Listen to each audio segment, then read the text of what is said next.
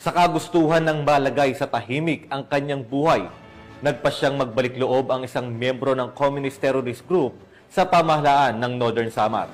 Ang report mula kay Patrol Human, Cristel Palafox.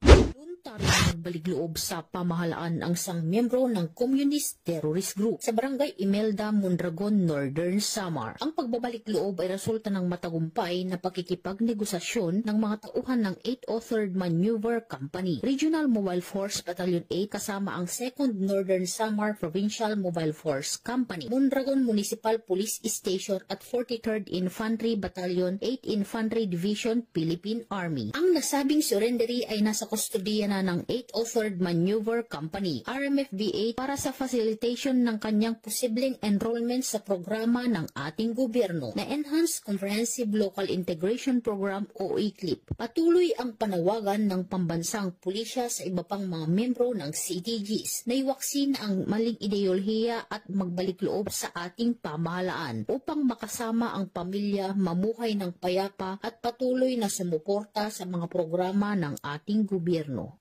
Mula dito sa Eastern Visayas, ako ang inyong PNN correspondent, Patrol Woman Palafox, alagad ng batas, tagataguyod ng Balitang Pulis. Maraming salamat, Patrol Human, Cristel Palafox.